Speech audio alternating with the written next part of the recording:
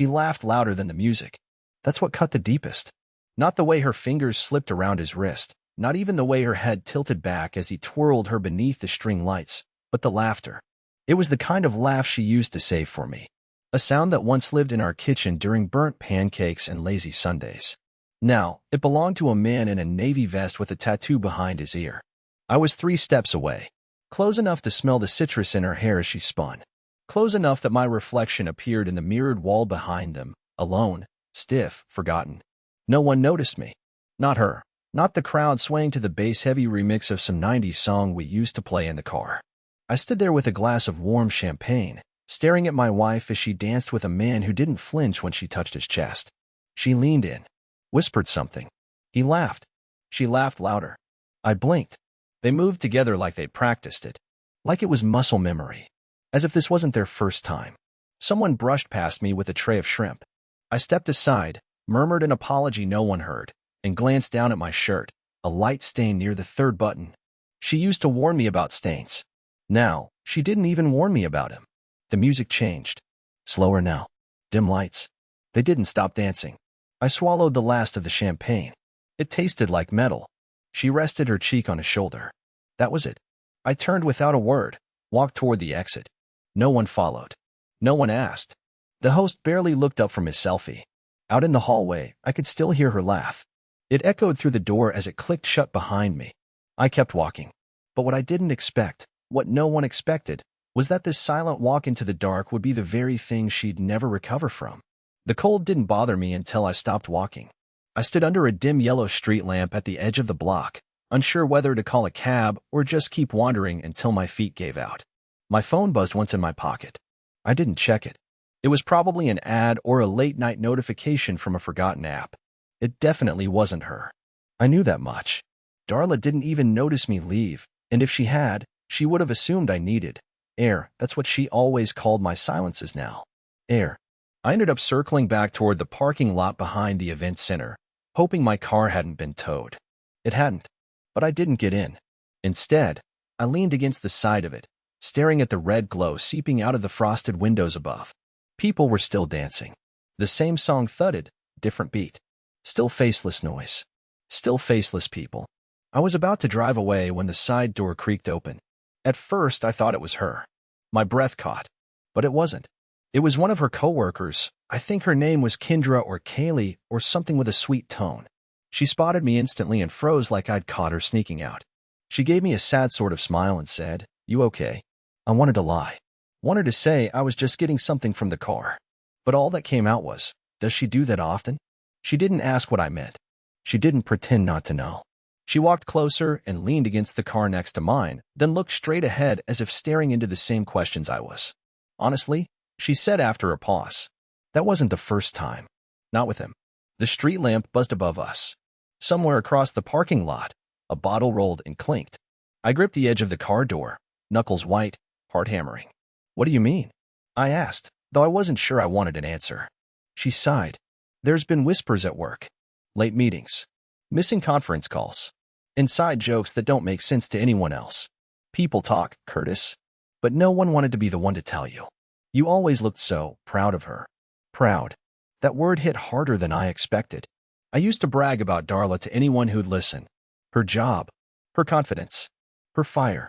I thought I was lucky. Turns out, I was blind. I didn't respond. Just nodded, more to myself than to her. She put a hand gently on my shoulder, not flirty, not pitying. Just human. I'm sorry, she said quietly. You didn't deserve that tonight. She walked away before I could say anything else, heels clicking over wet asphalt, fading into the glow of tail lights and laughter spilling from inside. I stood there a minute longer, then finally opened the car and sat inside with the engine off in the dark. A few minutes later, I checked my phone. One text. From Darla. Just one word. Where? I stared at it until the screen dimmed and locked itself. She hadn't asked if I was okay. She hadn't apologized. She just wanted to know where I went. That was the moment something inside me shifted, not shattered, not exploded, just shifted. She had danced like I didn't exist. Now, I was going to find out what it felt like to truly disappear. I didn't drive home right away. I just sat there in the dark, the engine still off, my seatbelt loose across my chest like a forgotten thought. Her text still glowed on the screen. Where? That single word hit harder than a paragraph of guilt could have. There was no warmth in it, no worry, just possession. As if I were something she misplaced at the party and wanted returned. It made me sick to my stomach. I ended up driving in circles for almost an hour. Through neighborhoods we'd once walked hand in hand. Past the old Thai place where she spilled curry on her blouse and we laughed for 10 minutes straight. Past the park bench where I told her I wanted kids someday and she kissed me like it was the answer she was waiting for. That version of us felt a lifetime away now. And maybe it was. Maybe it had already died long ago, and I was the only one dragging its corpse behind me, pretending it still had a heartbeat. When I finally pulled into our driveway, it was close to midnight. The porch light was off. She always left it on when I came home late. Always. Tonight, there was only silence and a dark outline of our house that no longer looked like home. My key barely turned in the lock, as if even the door wasn't sure it wanted to let me in. The living room was dim, just one lamp glowing faintly near the hallway. And there she was, Darla, sitting on the couch with a throw blanket around her shoulders like a queen who just realized her kingdom might be crumbling. She didn't look surprised to see me. She just tilted her head slightly and said, "You left without saying anything." I stared at her for a second, waiting to feel something, anger, sadness, anything, but there was just exhaustion. My voice was flat when I asked, "Were you planning to stop?" She blinked. "What?" "The dancing," I said. "Were you planning to stop? Or was I supposed to watch all night?" Her jaw tensed. She stood slowly, blanket slipping down her arms. "Curtis, it wasn't like that.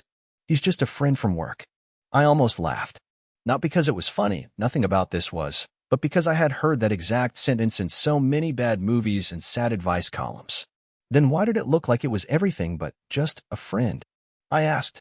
She didn't answer right away. Just crossed her arms and glanced toward the floor, like the wood grain had something profound to say. "You're being dramatic," she finally muttered. I stepped forward. "Am I?" Because someone else at that party seemed to think otherwise. Someone who works with you. Someone who's seen you two before. That made her look up fast. Her eyes widened. "Who? You really want to know?" I asked, tilting my head. "So you can punish them too?" She didn't respond, and that silence told me everything I needed to know. She wasn't shocked by the accusation. She was shocked that someone had spoken out. And that, more than anything, confirmed it. There was a beat of heavy silence between us, and then she whispered, "I didn't mean to hurt you." I stared at her for a long moment. "You didn't mean for me to find out," I said. "That's different." Her mouth opened like she wanted to protest, but the words never came. I walked past her, into our bedroom. She didn't follow. I grabbed a duffel bag from under the bed and started stuffing clothes into it.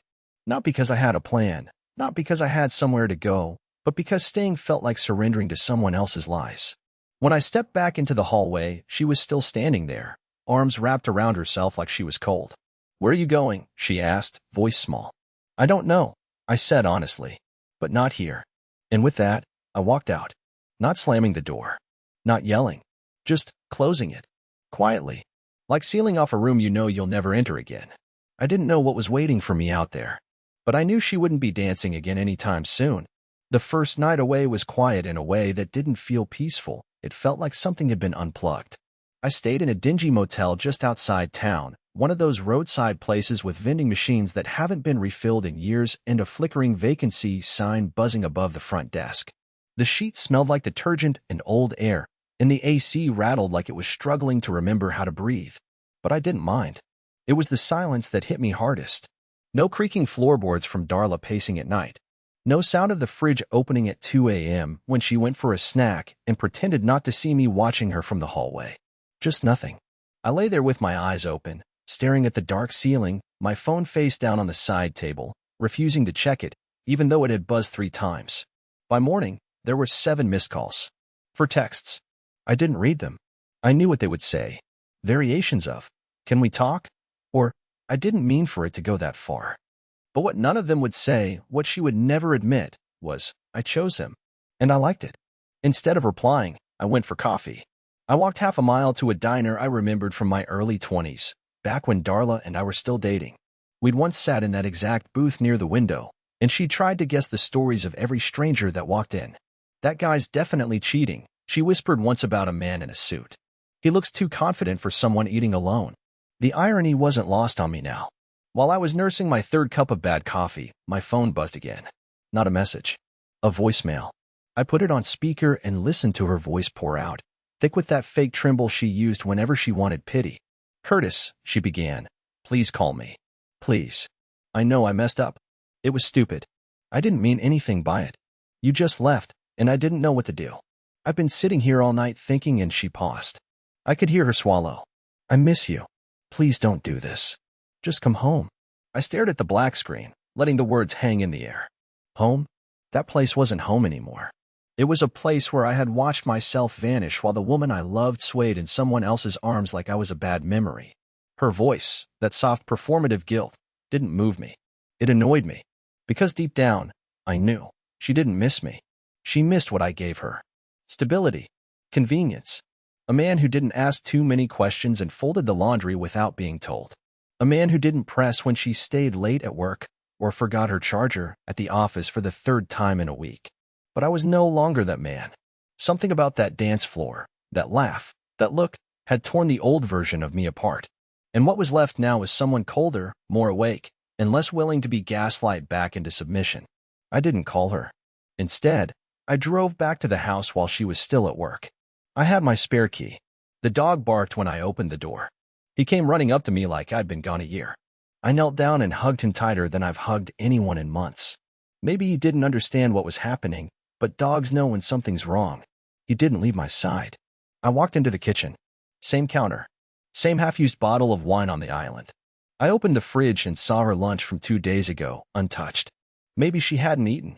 Maybe guilt tastes too bitter when you're alone. I grabbed a notepad from the drawer, wrote one short sentence in block letters, and left it under her favorite mug on the counter. Then I turned, walked out, and locked the door behind me. I didn't take anything. Except the dog. She showed up at the motel around 6:42 p.m. I know the exact time because I've been watching the clock on the microwave, counting down the minutes until either she called again or gave up altogether. But instead of another call, it was the pounding on my motel room door that broke the silence. It was fast, desperate, not rhythmic like a knock, more like fists trying to punch through guilt.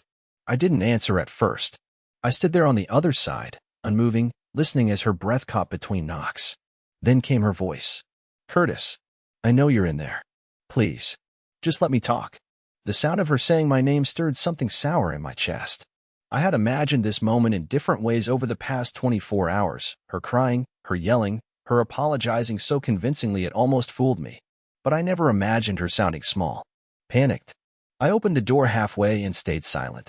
She looked awful, not in a cruel way, but in a way that said she hadn't slept. Her mascara had smudged under her eyes. Her hair was tied back like she hadn't even looked in a mirror. She wore the same hoodie she usually lounged around the house in, sleeves stretched from years of pulling on them when she was nervous. It hit me then how rarely I'd seen her without a performance face lately. The real Darla looked fragile. "I thought you'd be gone," she said, like it surprised her that I hadn't skipped town. I didn't invite her in. I leaned against the wall and just waited. She hesitated, then took out her phone. "You didn't read any of my texts." "No," I said. "I didn't," she paused. "It didn't mean anything. That dance. It was stupid. You know how parties are." "Stop." I didn't yell. I didn't have to. That one word landed like a slap in humid air. "Don't insult me with, it didn't mean anything." You don't look at someone like that if it means nothing. You don't hold a man's face and laugh into his neck while your husband is standing 3 steps away. She winced like she'd been hit. "Curtis." I panicked. "I didn't think you'd leave.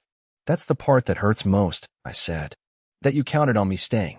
And then, for the first time, she broke. Tears rolled down her face without drama. No sobbing, no gasps for breath, just a slow collapse. She leaned against the doorframe and slid down to the motel hallway carpet like her legs gave out. "I didn't plan to feel anything for him," she whispered. "But it happened. I didn't sleep with him. I swear to God, I didn't." I wanted to believe her. Not because I trusted her, but because I didn't want this to end in the worst possible way. Still, that phrase, "I didn't plan to feel anything," clanged in my skull like an alarm that wouldn't shut off. Feelings don't need planning. But cheating doesn't start at the bed. It starts at the spark. And she had let it burn. "I didn't cheat, Curtis. I was just lost." "No," I said quietly. "You were bored. And I was easy to ignore."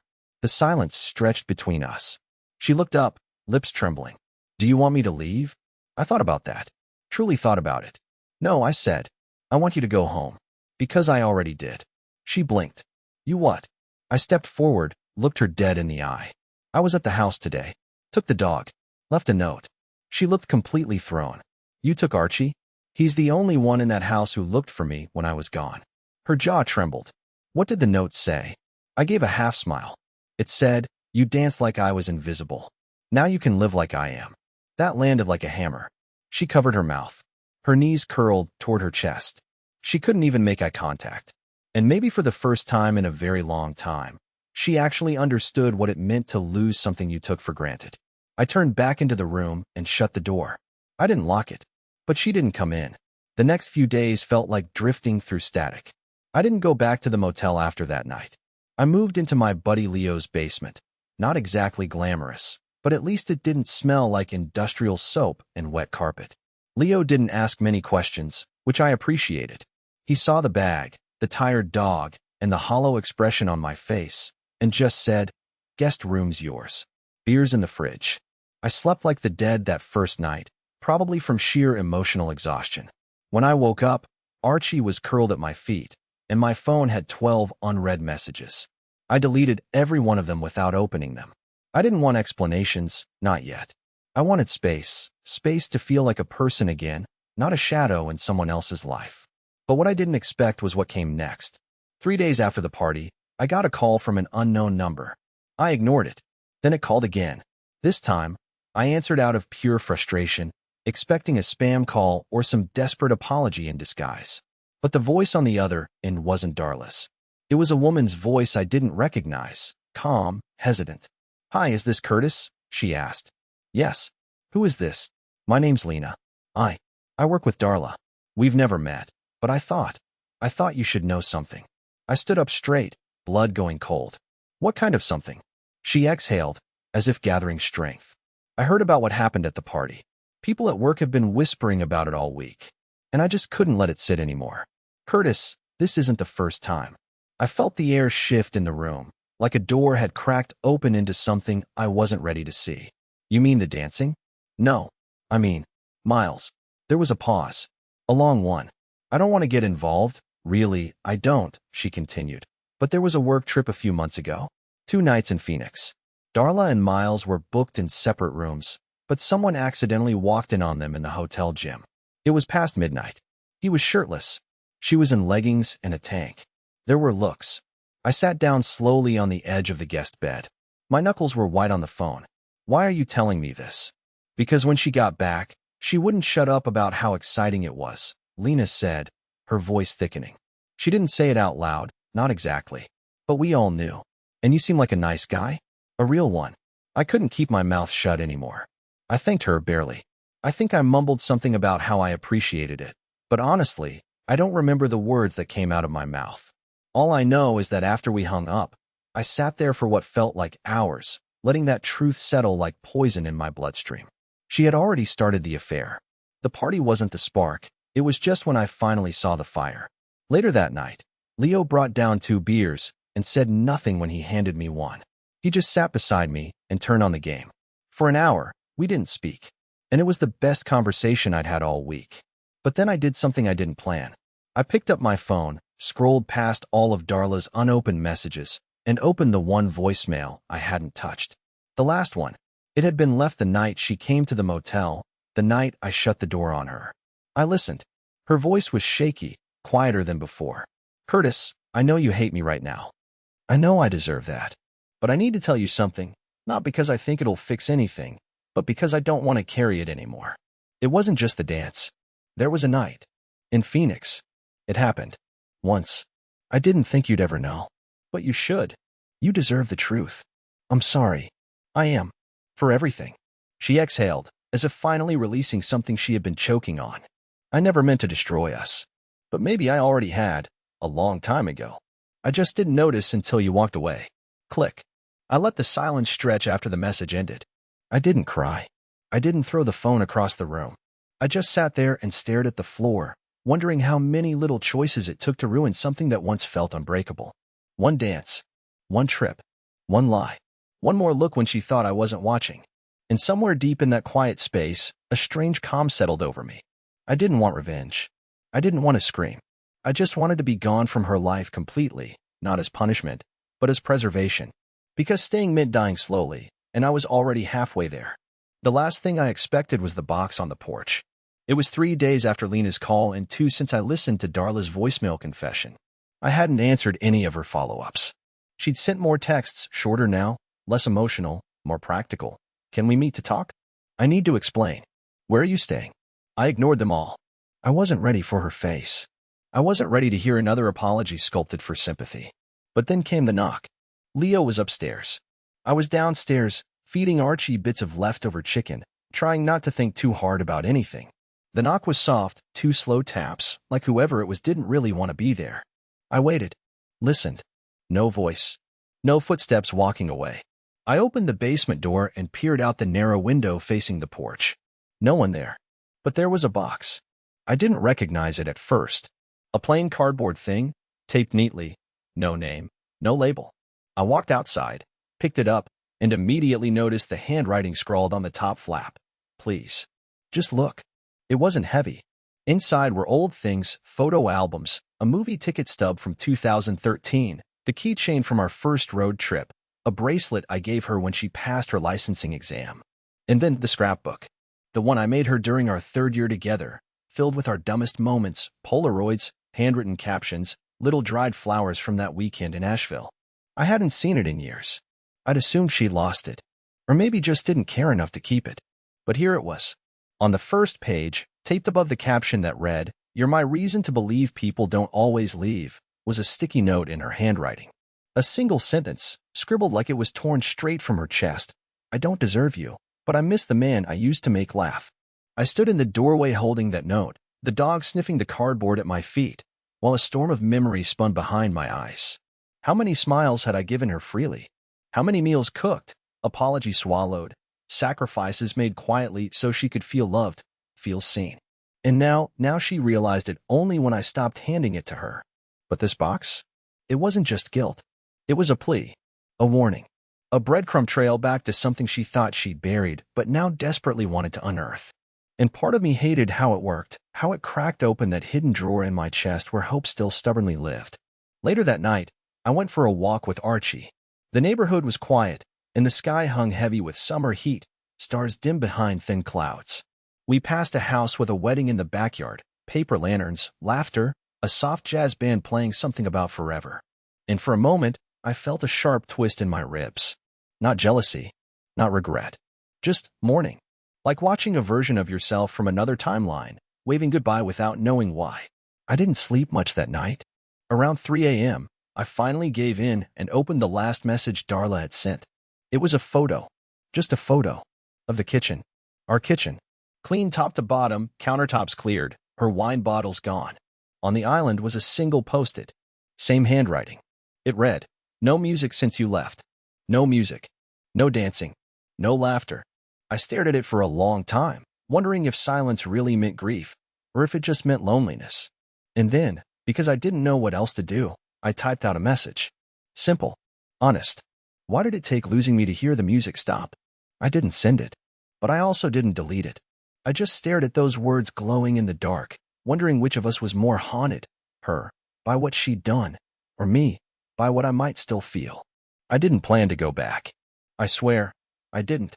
But something about that final photo, the kitchen, the empty silence she'd scrawled across the counter, it echoed in me longer than I expected. I couldn't stop hearing those 5 words. No music since you left.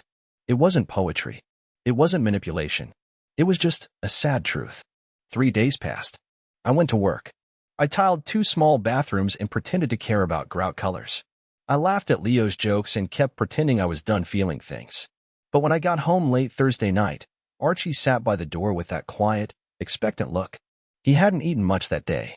He kept sniffing the duffel bag where the scrapbook box still sat, unopened since the night I first peered into it. And that's when I knew. I had to go see her. Not to get back together. Not to forgive or forget. But to say something out loud that had lived too long in silence. Something that had twisted in my chest since the night she danced like I wasn't real. So I drove back to the house. Slowly. With both windows down and no music playing. The neighborhood looked exactly the same, but I didn't. I had left as one version of myself. Now I was something else. less desperate, more certain of what I needed and didn't deserve. The porch light was on this time. When she opened the door, she didn't speak. She didn't rush me. She looked tired and raw and entirely human. Not the woman from the dance floor. Not the liar from the hotel. Just Darla.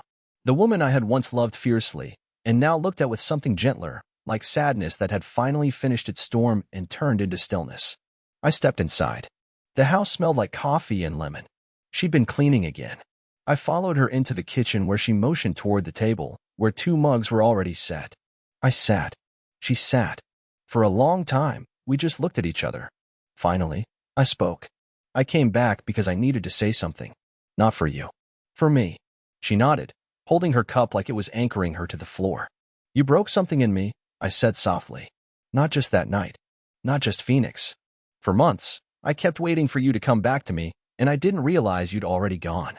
Her lips trembled, but she didn't interrupt. I blamed myself. Thought maybe I wasn't enough. Thought maybe if I'd just been louder, brighter, better, you wouldn't have looked elsewhere. But the truth is, I was there. Always. And you stopped seeing me long before I walked away. I know, she whispered. I know, Curtis. I nodded. And I need you to know this. I'm okay. I'll be okay. I still hurt. I probably will for a while. But I'm not broken anymore. I'm tired of living like a ghost in a house I helped build. Tears slipped down her cheeks. Silent. No dramatics. Just grief. I don't hate you, I said. And I don't want revenge. I just want peace. For both of us. I do too, she whispered. More than anything. We sat there in that strange, soft quiet. The kind you only get after everything's been said, and no one's pretending anymore. I stood, finished my coffee, and gave Archie a soft pat before walking toward the door. But as I opened it, she said one last thing. Do you think we'll ever be something again? I paused, then turned. I think we'll always be something, just not what we were. And for the first time in weeks, she smiled. Not a hopeful smile, not a manipulative one, just a small, tired smile like someone accepting the truth and finally letting it rest. I walked out into the cool night. The air felt lighter. I didn't know what the future held. I didn't know if love would ever return in the same shape.